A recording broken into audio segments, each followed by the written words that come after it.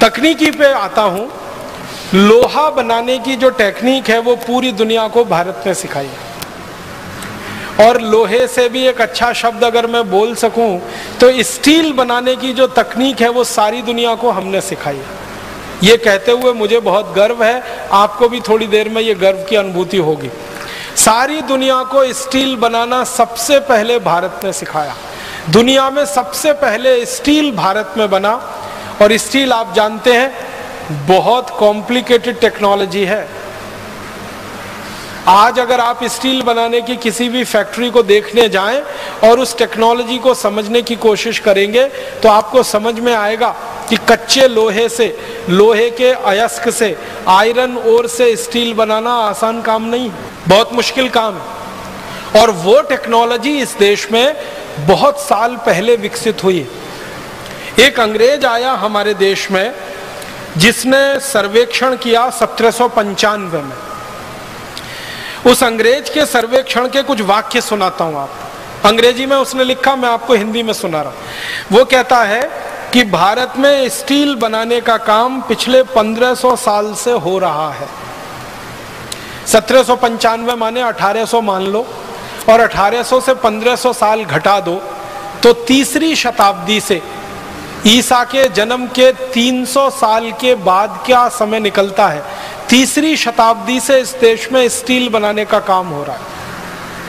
वो कहता है कि मैंने जो सर्वेक्षण भारत में किया है, भारत का पश्चिमी इलाका, पश्चिमी भारत आप जानते हैं, ये महाराष्ट्र, ये गुजरात और थोड़ा मध्य प्रदेश का इलाका, और वो कहता है भारत का पूर्वी इलाका, बंगाल है, आसाम है, उड़ीसा है, झारखंड उसमें आता है, और थोड़ा सा दक्षिणी इलाका। 3 इलाके की बात कर रहा है। तो इन 3 इलाकों में मैं घूमा हूं और अब तक मैंने भारत में स्टील बनाने के 15,000 छोटे फैक्ट्री चलते देखे। अपनी आंखों की वर्णन कर रहा है वो। कह रहा अब तक मैं घूमा हूं इतने इलाके में 15,000 छोटी फैक्ट्रियां, स्मॉल स्केल फैक्ट्रीज उसने लिखा है। 15,000 छोटी फैक्ट्रियां स्टील बनाने की भारत में चल रही हैं 1795। और वो कहता है कि हर फैक्ट्री में एक दिन में 500 किलो तक स्टील आराम से बनता है। और वो कहता है कि हर एक फैक्ट्री 24 घंटे चलती है और उसमें मजदूरों की 3 पालियां हैं। 8-8 घंटे की 3 पाली में काम होता है, 24 घंटे फैक्ट्री चलती है।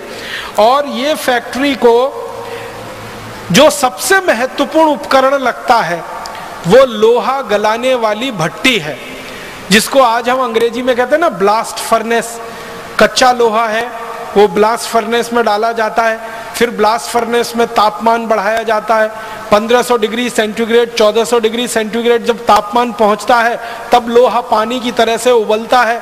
फिर उसको निकाला जाता है, फिर ठंडा किया जाता है, फिर उसमें निकिल, क्रोमियम जैसी चीजें मिला के स्टील तैयार होता है। तो वो कह रहा है कि जो सबसे महत्वपूर्ण फैक्ट्री का उपकरण है वो है भट्टी, ब्लास्ट फर्नेस। और वो कहता है कि मैंने हिसाब निकाला है कि भारत में स्टील बनाने वाली किसी भी फैक्ट्री की जो ब्लास्ट फर्नेस है उसको बनाने का खर्चा सिर्फ 15 रुपए आता है। और ये 15 रुपए का आंकड़ा है 1795 का। आज के हिसाब से अगर आप इस आंकड़े को समझने की कोशिश करेंगे तो 300 का गुणा कर दीजिए, तो 15 में 300 का गुणा कर दीजिए तो 15 × 45 माने 4,500 रुपए में ब्लास्ट फर्नेस बन के तैयार हो जाती है। फिर वो कह रहा है कि एक ब्लास्ट फर्नेस एक दिन में आराम से 1 टन लोहा बना लेती है, स्टील बना लेती है। और वो कहता है कि 1 टन स्टील बनाने में भारत के जो कारीगर हैं उनका खर्चा मात्र 80 रुपए आता है। 1 टन का माने हो गया 1000 किलोग्राम। 1000 किलोग्राम स्टील बनाने का खर्चा 80 रुपए। तो आप जरा कल्पना करिए 1 किलो स्टील बनाने का खर्चा 80 पैसे। और आपको मालूम है इस समय 1 किलो स्टील कितने में बनता है? 40 रुपए। 1795 में हम भारतीय तकनीक से स्टील बनाते थे तो 1 किलो स्टील बनाने का खर्चा 80 पैसे आता था। अब यूरोप के देशों की नकल करी हुई तकनीक से हम स्टील बनाते हैं और 1 किलो स्टील बनाने का खर्चा आता है 40 रुपए। आप बताओ टेक्नोलॉजी वो सुपर्ब थी या आज की सुपर्ब? और आगे लिखता है वो कि हमारे देश में ये स्टील बनने में जो छोटी फैक्ट्रियां हैं वो 10 घंटे लगाती हैं और 10 घंटे में स्टील बनके तैयार हो जाता है।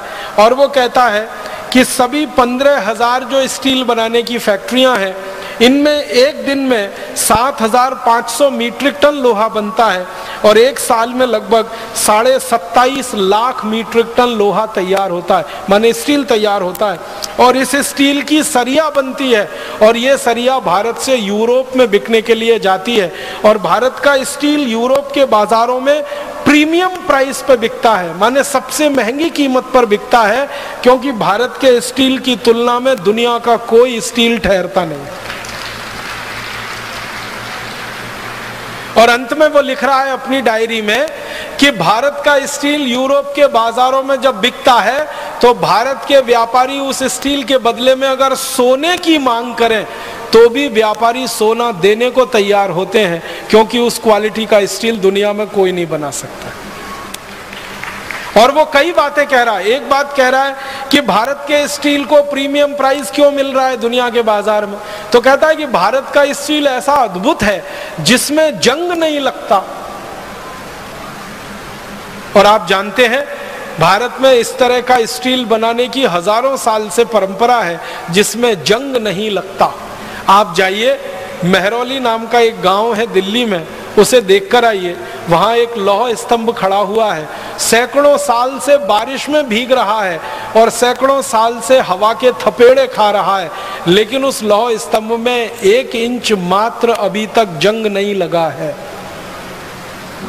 ये भारतीय स्टील की क्वालिटी का नमूना है। तो जो अंग्रेज कह रहा है ना कि भारत का स्टील प्रीमियम प्राइस पे बिकता, वो कहता है इसलिए बिक रहा है क्योंकि ये सबसे अच्छी क्वालिटी का है। और वो कहता है कि दुनिया में भारत के बाद अगर सबसे अच्छा स्टील कोई बना सकता है तो वो स्वीडन है, लेकिन स्वीडन में स्टील बनाने का खर्चा भारत में स्टील बनाने के खर्चे से 100 गुना ज्यादा आता है। हम 80 रुपए का 1 टन स्टील बना लेते हैं और स्वीडन में 8,000 रुपए का 1 टन स्टील उस समय बनता है 1795। और वो कहता है कि भारतवासियों को अपनी इस कला पर और अपनी इस हुनर पर गर्व होने की जरूरत है कि सारी दुनिया में जब कोई नहीं जानता वो तकनीक उनको आती है।